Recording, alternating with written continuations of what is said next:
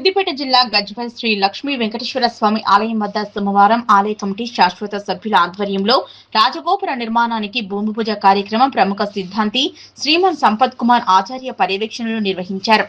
రాజగోపుర నిర్మాణానికి తమ వంతు విరాళంగా 21,11,114 రూపాయలను అందజేశారు టీఎండీ లక్ష్మణ్ కుటుంబ సభ్యులు. ఈ సందర్భంగా ఆలయ ప్రధాన అర్చకులు శేషన్ శ్రీనివాసాచార్యులు, ఆలయ కమిటీ చైర్మన్ టీఎండీ లక్ష్మణ్ మాట్లాడుతూ కలియుగ దైవం శ్రీ లక్ష్మీ వెంకటేశ్వర స్వామి అనుగ్రహంతో అందరూ బాగుండాలని కోరుకుంటూ రాజగోపుర నిర్మాణానికి భూమి పూజ చేయడం జరిగిందన్నారు. రాజగోపుర నిర్మాణానికి సహకరిస్తున్న దాతలకు స్వామివారి కరుణా కటాక్షాలు ఉంటాయని, త్వరలోనే రాజగోపురం నిర్మాణం పూర్తవుతుందన్నారు. ఈ కార్యక్రమంలో యజ్ఞాచార్య ఉదయ్ కుమార్ ఆచార్యులు, గజ్వేల్ ప్రజ్ఞాపురం మున్సిపల్ మాజీ చైర్మన్ రాజమౌళి, గాడిపల్లి భాస్కర్, ఆలయ కమిటీ ప్రధాన కార్యదర్శి వెంకటేశ్వర్లు, కోశాధికారి అత్తెలి కిషన్, ఉపాధ్యక్షులు ఏడెల్లి శ్రీనివాస్, మందాల తిరుపతి రెడ్డి, సహాయ కార్యదర్శి గందే యాదగిరి, దేవులపల్లి రాజారాం, ఆలయ కమిటీ సభ్యులు, వికాస తరంగని సభ్యులు, ఆర్యవైశ్య నాయకులు, భక్తులు పాల్గొన్నారు. శ్రీమద్ వెంకటనాథాయ శ్రీనివాసాయ మంగళం. నా గజ్వేల్ పట్టణంలో కొలువు తీరినటువంటి శ్రీ లక్ష్మీ వెంకటేశ్వర స్వామి దేవస్థానం దినదిన అభివృద్ధి పథంలో భాగంగా ఈరోజు మన ఆలయంలో రాజగోపుర నిర్మాణానికి ఆలయ కమిటీ ఆధ్వర్యంలో మరియు సిద్ధాంతి సంపత్ కుమారాచార్యులు మన జీఎన్ స్వామి వారి ఆశ్రమ ఆస్థాన సిద్ధాంతి వారిచే శిలా శాసనము భూమి పూజ కార్యక్రమాన్ని ఏర్పాటు చేసినాము.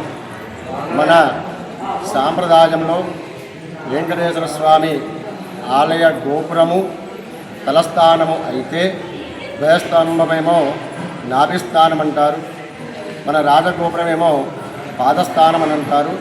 అటువంటి దాన్ని మనము ఈరోజు కన్నుల పండుగగా రాజగోపుర నిర్మాణానికి శంకుస్థాపన పూజా కార్యక్రమాన్ని చాలా వైభవంగా కమిటీ ఆధ్వర్యము మరి గజ్వేల్లో ఉన్నటువంటి ప్రముఖుల ఆధ్వర్యంలో పూజా కార్యక్రమం నిర్వహణ చేయడం జరిగింది.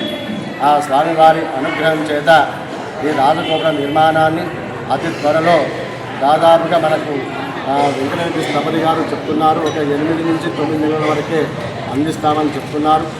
అందులో భాగంగా సంతోషించినటువంటి విషయం ఏమిటి అని అంటే, ఈరోజు పూజా కార్యక్రమంలో ఆలయ అధ్యక్షులు కైలాస లక్ష్మణ్ గుప్తా గారు పూజా కార్యక్రమం అనంతరం వారు ఒక